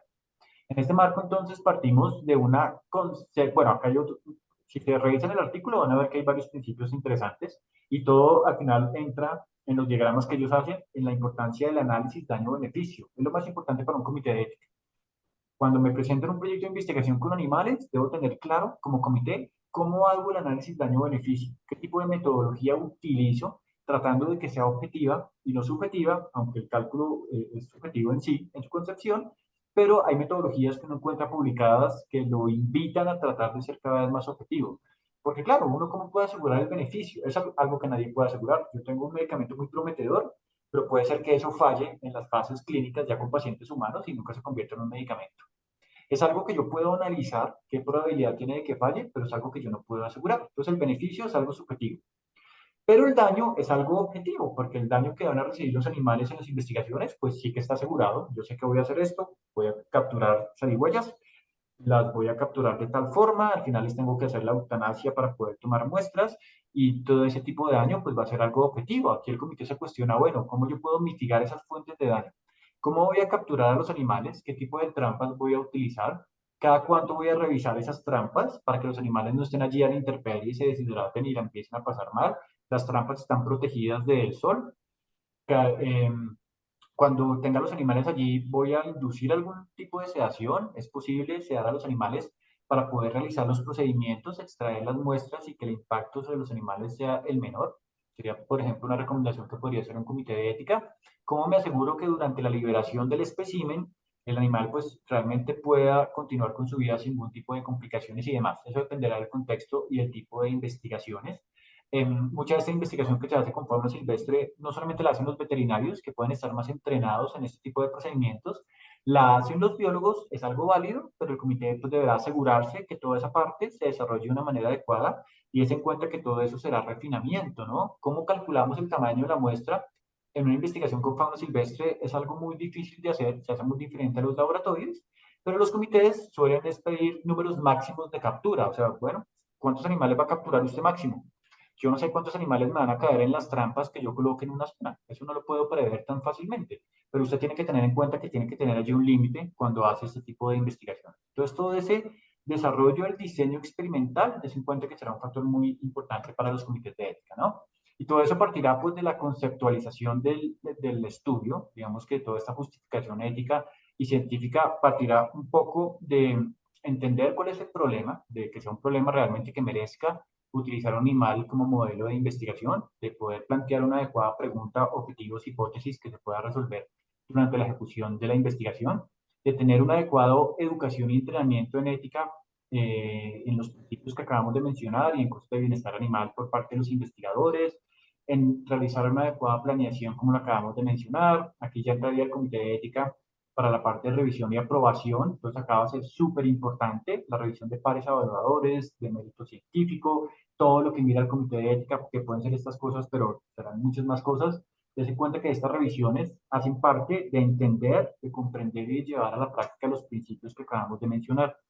En consecuencia, los comités de ética y los miembros deben estar altamente entrenados en estos principios y en su aplicación. Se deben hacer talleres de formación, poner casos que sean complejos para un comité de ética para que vayan entrenándose en cómo tomar las decisiones, en cómo hacer este equilibrio reflexivo de una manera adecuada, entre otros aspectos, ¿no? Entonces, los comités de ética son la piedra angular y debemos hacer mucho para fortalecerlos para que se hagan adecuados análisis éticos.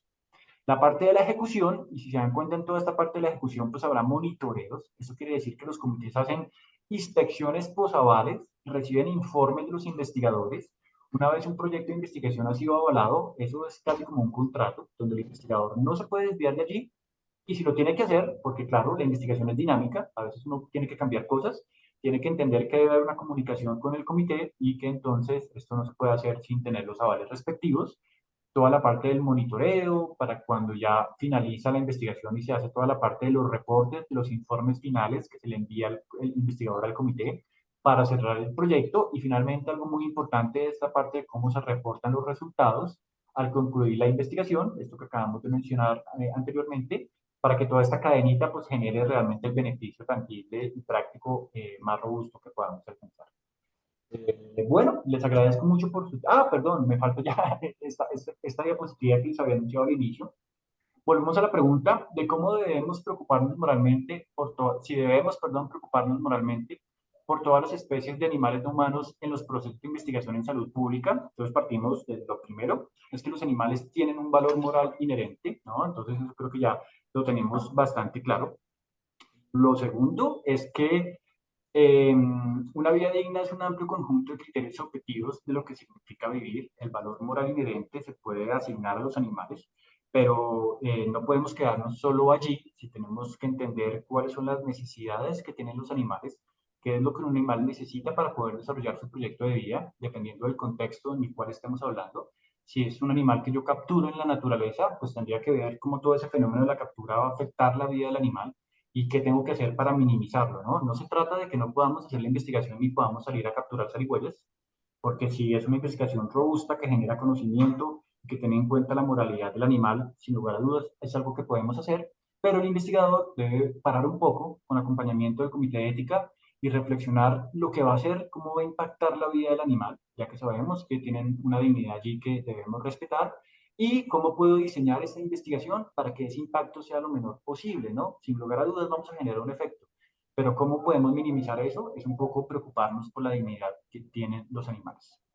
Por otro lado, como directriz normativa, el concepto de dignidad implica que dichos criterios deben recibir la debida consideración al equilibrarlos, ¿no? Esto va un poco ya más enfocado a los modelos legislativos, cuando esto ya se convierte o cuando utilizamos el concepto de dignidad como una norma, que posiblemente sea la evolución que tengamos en las leyes locales y en todo lo que se viene construyendo en la actualidad, cómo interiorizamos, definimos, es muy importante la definición del concepto de dignidad y cómo este concepto nos debe impulsar hacia un equilibrio reflexivo en todos los usos antropocéntricos, no solamente en investigación. En investigación pues es más sensible el asunto porque es donde más uno lo percibe en la sociedad como que se da en un animal en un experimento, ¿no? Pero esto lo podríamos extrapolar a la producción de animales, a los parques temáticos, a los zoológicos y demás, cómo este análisis y consideración profundo, detallado y sistemático se debería realizar.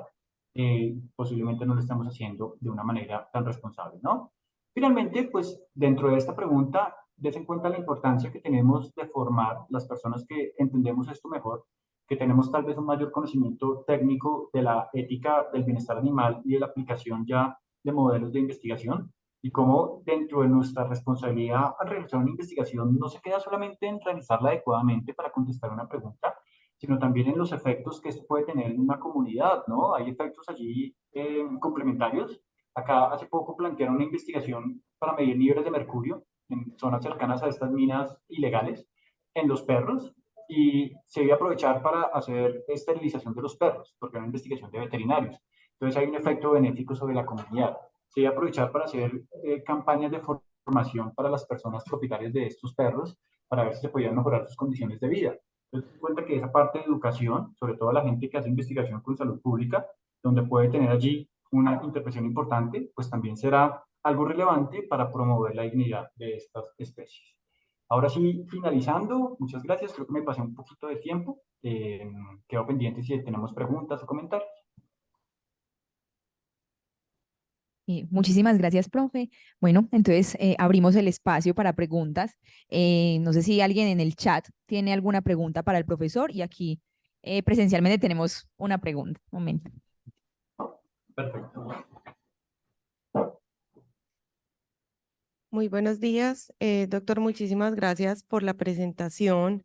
Realmente fue muy profunda desde la parte filosófica. Desconocía mucho me pareció bien interesante y desconocía esto que mencionaba sobre la encuesta de los comités de éticas. Y en realidad, no solo por lo que he visto como investigadora y que lo puedo confirmar con esta encuesta que nos mostraba del 2017, es evidente todavía un vacío en toda la legislación de bienestar en investigación. Yo tenía, doctor, una pregunta em, con relación a cómo los comités de ética pueden asegurar que realmente lo que está pues en un acta, digamos, en los compromisos del investigador, si realmente sean cumplidos, porque finalmente en investigación humana, pues en los hospitales, en los centros de salud, pues hay digamos, una veeduría, digamos, sí, hay un seguimiento que realmente se pueda cumplir todo lo que está allí estimado en medicina veterinaria, en investigación con animales, no tanto. Y la otra pregunta era con respecto al tamaño de muestra, que bueno, yo como epidemióloga y que uno siempre trata de que haya un buen tamaño de muestra y que realmente pues pueda ser representativo con respecto a este tema de las 3 Rs, por principalmente la reducción. Pues yo pensaría, o no sé, desconozco si en los comités de ética se trata, bueno, de pronto no ser como tan juiciosos con el tema de representatividad, pues porque de esta manera se toma un mayor, digamos, hay que tomar más pacientes, más animales en investigación, que eso generaría pues implicaciones y no correspondería con este principio de reducción. Entonces la pregunta, como para redondear esta segunda pregunta, es cómo realmente los comités de éticas pueden, digamos, asegurar o cuestionar a los investigadores y bueno, quizás sea necesario reducir el tamaño de muestra, pues cómo lo hacen como para contrarrestar esta otra parte ya epidemiológica. Y de nuevo, muchas gracias por su presentación. Es muy útil para mi investigación y bueno, yo creo que para todos. Muchas gracias. Muchas gracias por las preguntas. Bueno, con respecto a la primera, la supervisión de los proyectos avalados es más fácil cuando los animales están en condiciones de cautiverio, ¿no? Si son animales, por ejemplo, de un bioterio, entonces lo que hace el comité de ética es que suele designar a personas del bioterio, por ejemplo, los veterinarios, para que hagan una actividad que se conoce como monitoreo posaval. Eso quiere decir que se busca los momentos de la investigación que más pueden impactar el bienestar o la calidad de vida de los animales. Imagínate un proyecto de cirugías en donde se van a hacer defectos osteocondrales en conejos, por ejemplo. Entonces ahí va y se hace el monitoreo posaval, luego la cirugía para ver qué tanto se está impactando el bienestar y ahí se mira que se está cumpliendo todo lo que se avaló. Entonces el comité define qué tantos monitoreos posavales hace dependiendo de la investigación. Y eso funciona muy bien, pues si es investigación en el campus de una universidad, ¿no? Pero si ya es investigación, por ejemplo, en granjas experimentales, entonces ahí lo que se suele hacer es tratar de establecer convenios con actores o representantes allí que puedan estar presentes.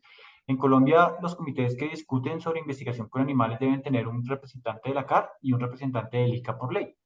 Entonces, uno lo que puede hacer es, a través del miembro del ICA de su comité, buscar cómo la persona del ICA que esté en el municipio X, donde se está haciendo la investigación, pueda hacer esa labor de hacer los monitoreos posaval. El ICA ahora está haciendo unas campañas muy fuertes de formar a sus veterinarios en todo el país, a partir de cursos y demás, para que se vayan entrenando en este tipo de dinámicas, dado que la ley pues, les da esa responsabilidad. Finalmente tenemos la investigación con fauna silvestre, donde es más difícil porque eso es investigación de campo. Eso es un reto y una complicación a nivel mundial. Cuando uno habla con personas de otros países, de Estados Unidos, por ejemplo, ellos siempre hablan pues que es que nosotros actuamos correctamente, hablan del honor que tiene un investigador, tienen como otra cultura del cuidado de los animales diferentes. Y las estrategias que ellos utilizan, que no son tan directas, pues, pero es un poco que los investigadores hagan videos, por ejemplo, cuando realizan los procedimientos y se los envíen al comité. Claro, uno diría, no, pues hace el video cuando todo está bien y cuando no está haciendo el video, pues no sabemos qué está haciendo. Pero bueno, esa es una de las herramientas que se pueden tener. La otra, que es más difícil porque los comités suelen no tener presupuesto, es que hagan como en los humanos, que mandan una persona ya sin importar dónde esté para que mire qué es lo que se está haciendo. Eso requeriría pues presupuesto. Yo no he visto que eso se haga en ningún comité. Pero una herramienta importante son los informes periódicos y los informes finales. La idea es que el comité debe tener algún tipo de procedimiento donde los investigadores con una frecuencia definida deben enviar informes de cómo va el desarrollo de su investigación y por lo menos hay algún tipo de control y al final se envía un informe de cómo finaliza la investigación. Entonces, eso, digamos que son un poco las herramientas que yo te podría dar. En investigación con fauna silvestre, pues va a ser muy difícil realmente poder hacer este seguimiento. No solamente aquí, sino en todos los países pasa un poco lo mismo. Con respecto a tu segunda pregunta, pues bueno, en la investigación, en este tipo de investigaciones es diferente un poco cuando se hace con animales domésticos y de laboratorio a cuando se hace con animales silvestres. Normalmente en estas investigaciones de laboratorio ya hay como unas metodologías estadísticas recomendadas que se han venido estandarizando, como el diseño en bloques al azar, en donde de un autor que se llama Michael Festing, que tiene un libro que es como el que se viene siguiendo en la actualidad, en donde pues te plantea una metodología de cómo hacer el diseño experimental a partir de grupos, de bloques, y a partir de allí pues se incluyen los animales que pertenecen a cada grupo, siguiendo ese tipo de metodologías.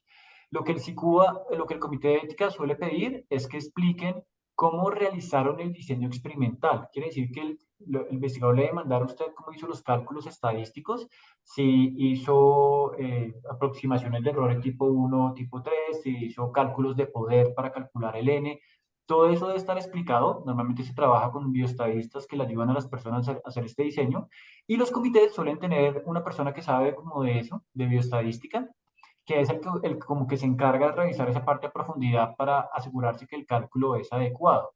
Realmente el cálculo pues, debe ser adecuado para poder contestar la pregunta. Digamos que aquí la representatividad ya en una población no se mira de una manera tan directa, sino simplemente se mira si se puede contestar y responder cuál es el efecto de un tratamiento con respecto al otro y si yo puedo alcanzar significancia entre dos tratamientos. Si le estoy probando esta sustancia para regeneración y estos son mis controles, si el número de animales que tengo ahí me alcanza para poder dar algún tipo de estadístico paramétrico para comparar los grupos, ¿no? Pero en estas fases de investigaciones en ciencias básicas no se mira tanto ya la representación en una población, como ya se haría cuando la investigación pasa a estudios clínicos con personas, ¿no? En los preclínicos, pues no se mira tanto eso. En investigación con fauna silvestre es difícil, lo que yo he visto, que calculen el tamaño de la muestra, porque ellos no saben, no pueden como prever, pueden prever qué tanto necesitan, pero no pueden prever qué tanto van a capturar. Eso como que no es tan simple. Entonces lo que el comité les pide es como los máximos, ¿no? Si usted va a poner 20 trampas y usted no sabe en un mes que va a estar ahí con las trampas, ¿qué va a pasar? Puede ser que no capture nada, puede ser que capture, capture, capture. Entonces, pero ¿cuál es el máximo, no? No, si usted coge 10.000 zarigüeyas, eso pues es un número, pues no, ¿hasta cuántas son las máximas zarigüeyas que usted va a trabajar? Entonces, acá, por ejemplo, el comité como que esa parte silvestre la ha enfocado desde esa interpretación. Con el otro tipo de investigación, con domésticos, con animales de laboratorio, pues es más por donde te expliqué inicialmente. Muchísimas gracias, profe. Tenemos también Con gusto. otra pregunta. Profe, bueno, muchas gracias por su presentación, bastante completa. Gracias. Em, Bueno, precisamente con esos datos que usted muestra allí de la conformación de los SICUA a nivel nacional, que más bien son pocos, y que adicional a eso podría atreverme a decir que presentan algunas fallas en el sentido de su funcionamiento. Lo digo porque pertenezco a uno y hay algunas cosas que se evidencian, ¿cierto?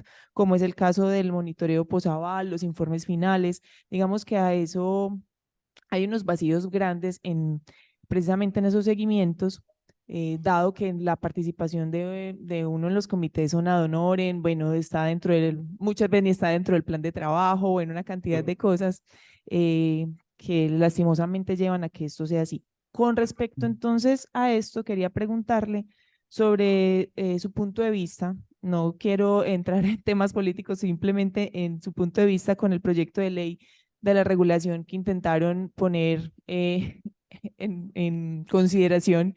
¿Qué piensa usted de este proyecto de ley? Pues es un proyecto de ley que no estaba bien escrito y fundamentado. La primera, de Andrea Padilla, me refiero. No tanto el del representante Lozada. El proyecto del representante Lozada tenía muy acentuada una visión animalista, como, ahí como basado en esas teorías que pudimos revisar, en donde des en cuenta que los grupos animalistas pues no les gusta la investigación con animales y pues tienen sus argumentos un poco en el valor del animal y en que la ciencia pues no genera beneficios tangibles como quisiéramos, ¿no? Entonces, ese proyecto pues tenía allí una argumentación muy fuerte en eso, de decir, pues bueno, en inmunología es que no se han encontrado beneficios como tangibles, entonces ya no se puede hacer investigación en inmunología. Eso pues no es tan así. Entonces, ese proyecto pues sí estaba ya muy desviado hacia esa tendencia y por eso seguramente pues no tuvo como un buen desarrollo. Por otro lado, el proyecto de la senadora Andrea Padilla, creo que cuando se presentó no estaba como bien consensuado, construido y escrito. Es algo que ellos entiendo que ahorita están tratando de mejorar, como de cómo se puede hacer un proyecto en donde se equilibren allí las fuerzas y se tenga un mejor sistema para proteger a los animales de investigación. Entonces, el proyecto que se pasó, pues no es adecuado, el que todos seguramente revisamos. Tenía muchos errores conceptuales, no tenía allí no entendía uno, pues cómo se iba a realmente desarrollar esto. No había una consulta con las entidades del Estado, que son las que van a hacer esta gobernanza, y sin eso, pues no hay nada. Las entidades del Estado siempre se quejan de presupuesto, entonces si les atribuimos unas funciones y no hay plata, pues va a ser difícil que se ejecute, pero entiendo que la versión ya se está terminando de actualizar y habrá una versión entonces que ya incluye allí los intereses y la visión que pueden tener sobre todo la gente de biología, de ecología, los que hacen cosas con fauna silvestre, que no se sentían allí como incluidos y les preocupaba bastante lo que ellos hacen en investigación, ¿no? Lo que uno ve de la tendencia mundial en este momento es que, como les contaba, solamente los animales vertebrados son los que, y algunos que otros invertebrados son los que se protegen en estas leyes. Eso quiere decir que si uno hace investigación con insectos, pues seguramente tendrá que pasar por un comité de ética que mirará el mérito científico, presupuestos y todo eso, pero no tanto estas cosas que ve más un SICUA, ¿no? Entonces, este proyecto seguramente irá más enfocado a este tipo de investigaciones con animales vertebrados, buscando que el modelo internacional se vea allí reflejado. Y hay varias como opciones, ¿no? Uno ve el modelo legislativo de Brasil, a mí me parece muy bueno. Ellos tienen una comisión del Ministerio de Ciencias, que es la que maneja todo esto en Brasil. Ellos manejan los indicadores, los censos, los informes que envían las instituciones, sacan las guías. Bueno, si usted hace investigación con marsupiales, entonces hay una guía ahí que dice cómo se debe hacer. Entonces es un modelo muy, muy interesante. Brasil, por ejemplo, tiene el desarrollo el Centro para la Validación de Métodos Alternativos, que es algo muy bueno porque dice, esos métodos alternativos están disponibles a nivel internacional, entonces esta es la forma en que el país los va a adoptar. En Colombia todavía le colocamos pesticidas en los ojos a los conejos. No tenemos claro que ya hay alternativas y las entidades del Estado no tienen claro que eso ya se puede hacer. Y si se dan cuenta éticamente, eso no se justifica de ninguna manera. Entonces, todo eso se tiene que construir, creo yo, de una manera urgente. Entonces, bueno, yo sí tengo esperanzas en que esa corrección de ese proyecto de ley logre un mayor consenso, una mayor armonía, que sobre todo cumpla el cometido que necesitamos y es una ley más robusta, porque desafortunadamente las dos que tenemos, pues no están implementadas, tienen cosas por allí interesantes, pero no están implementadas, entonces no estamos haciendo nada realmente. Muchas gracias, profe. Ya en chat, la doctora Ana tiene la manito levantada. Doctora. Bueno, buenos días. Díaz. Yo me presento con el doctor. Yo hago parte del Comité de Ética de la Facultad Nacional de Salud Pública. Soy bioticista, soy psiquiatra. Entonces, bueno, yo vengo de este lado más, como dice usted, antropocéntrico de la investigación, pero le agradezco mucho pues todo ese espacio pues de formación que yo creo que es supremamente valioso para nosotros. Y mi pregunta va orientada desde ese desconocimiento de esa área, inclusive en la formación que uno tiene, pues desde una maestría. Bueno, uno era el ejemplo de ese desconocimiento y de ese vacío parte, por ejemplo, de un ejercicio de evaluación ética que hicimos hace poco. No sé si el comité se acuerda de un proyecto de salud global, del concepto de salud global que era en leptospirosis. Entonces tenía tanto la rama de investigación en humanos como la investigación pues en animales. Entonces, fue algo pues como novedoso para nosotros, inclusive pues el investigador era veterinario y de pronto este discurso desde acá era difícil pues de articular, ¿sí? A donde va todo esto es a lo que se ha dicho ahora, eso del sistema de gobernanza de este tipo pues de investigaciones, sobre todo este ejemplo que yo les estoy dando, ¿cierto? Como un investigador va de un comité de ética al otro cuando su investigación implica el ambiente, las personas, los animales, ¿sí? A mí me parece pues que allí hay que construir como cosas, ¿sí? Claro. Y en este sistema de gobernanza, te lo digo porque acaban de sucederse los diálogos nacionales de la política de ética, investigación, bioética e integridad científica. Es que a mí me parece que el sistema de gobernanza de los comités de ética de investigación en Colombia, que está en construcción y que está identificando los actores, tiene unas debilidades todavía en identificar los comités de ética. Pero la pregunta es ¿qué sugerencia o qué piensa usted del sistema de gobernanza actualmente, que yo sé que tiene deficiencias, del comité de ética, que la investigación tiene un componente humano, pero que animal, dirigido al humano, y que también tiene animales? ¿A dónde va todo qué pena, todo este enredo? Es que nos falta, y pienso yo para los comités de ética, un régimen de consecuencias cuando encontramos daños materializados o unos riesgos muy grandes, ¿sí? Y lo digo como médico porque históricamente yo tengo la sensación en Colombia que esta parte del bienestar animal y de la ética en investigación en animales por un personaje que viene desde mi formación, que para mí es nefasto, se lo voy a decir, no voy a decir el nombre, y que sigue marcando la idea de la investigación en Colombia. O sea, nos hace falta algo, nos hace falta gobernanza, nos hace falta un régimen de consecuencias.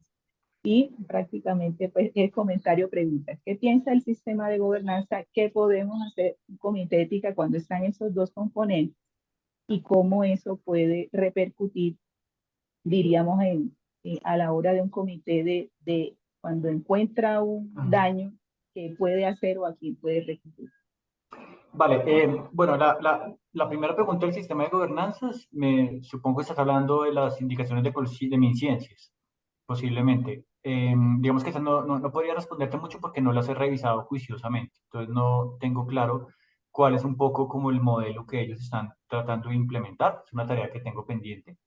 Digamos que como no se ha generado un sistema de gobernanza institucional para esta parte de los comités de ética animal, Entonces, no es como el INVIMA, que tiene como esta parte de los comités humanos más desarrollado. Con animales no existe nada. Entonces, básicamente, cada institución lo que ha hecho es adoptar su propio modelo, tratando, pues, dependerá de la institución de qué tan serios lo quieren hacer.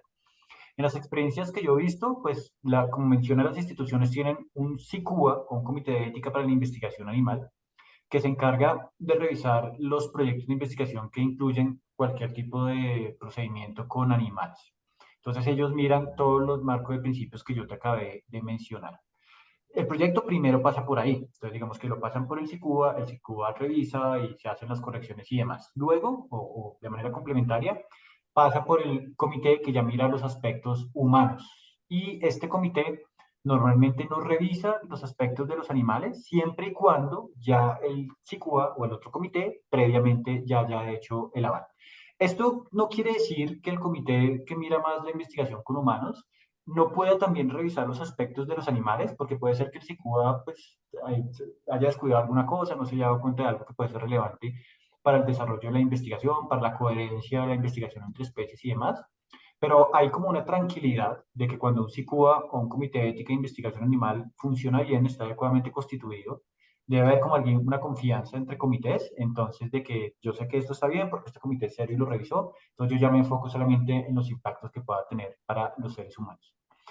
Esa sería como mi respuesta y es un poco, por ejemplo, aquí en la Javeriana, pues funciona de esa manera. El tercer punto, que va un poco más relacionado como a las sanciones, ¿no? Si te entendí bien, a los mecanismos de sanción. Eso depende entonces también de las políticas que tenga cada institución. Por ejemplo, hay comités en donde los investigadores han empezado a hacer sus investigaciones sin tener el aval del CICUA. Entonces, cuando el CICUA o el comité detecta este tipo de desviaciones, acá lo que hacen es que lo elevan a la Vicerrectoría de Investigación, o los comités lo que hacen es elevarlo ante una instancia superior institucional y ellos toman la medida sancionatoria hacia el investigador que pertenece a la institución, pero eso debe estar construido en una política, ¿no? En una normativa, en una directriz o en algún tipo de documento donde todo esto esté como claro. Asimismo, si un comité quisiera ir más allá y pudiera ser más puristas, pues esto se podría llevar también hasta instancias legales, si uno sí lo quisiera hacer. Pero yo no he visto que eso pase tanto en ese escenario, ¿no? Son más como violaciones que las manejan las instituciones, pero la idea es que todo esto sí debería estar construido en normas, en documentos que deberían conocer todos los actores. Con gusto. ¿Aló? Bueno, doctor, le agradecemos muchísimo haber participado en esta sesión. Yo creo que todos quedamos reflexionando. Yo casi lloro. Ya lo he escuchado en otra oportunidad, pero realmente, pues, a mí realmente me mueve bueno, su conferencia y el tema en particular. Les agradecemos a todos por la participación en este espacio.